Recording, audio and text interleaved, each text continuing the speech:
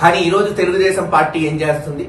ఒక అవగాహన లేని నాయకులు, తెలివి లేని నాయకులు, ఎమ్మెల్యేలు, మంత్రులు అయితే ఎలా ఉంటుందో ఈరోజు చూస్తున్నాం. జంగమేశ్వరపురాన్ని మళ్ళీ గ్రామం చేస్తారంట. అది ఏమన్నా గొప్ప? గ్రామాన్ని పట్టణమో నగరం చేస్తే గొప్ప, కానీ దానికి వాళ్ళు తెలుగుదేశం నాయకులు ఇంటింటికి పోయి జనాన్ని భయపెట్టడం, ప్రలోభాలు పెట్టడం అంటారు. గ్రామం చేస్తే ఇంటి పన్ను తగ్గిద్దంట. ఇది ఒక విడ్డూరం. లేదు, గ్రామం చేస్తే ఉపాధి హామీ పథకం. మీరు అధికారంలో ఉన్నారు, రాష్ట్ర ప్రభుత్వం మీ చేతిలో ఉంది, కేంద్ర ప్రభుత్వం మీ చేతిలో ఉంది. ఇంటి పన్ను తగ్గించడానికి పట్టణాన్ని గ్రామం చేయక్కర్లా, ఒక జీవో తెస్తే చాలు. ఇదిగో ఇంత ఇంటి పన్ను ఉంది, దాన్ని ఇంత మేరకు తగ్గిస్తున్నామంటే అయిపోతుంది కదా. దానికి ఇదంతా ఎందుకు? కేవలం రాజకీయ కోణంలో గురజాల మున్సిపాలిటీ గెలవలేమని ఈరోజు జంగమేశ్వరపురాన్ని తీసేస్తున్నారు.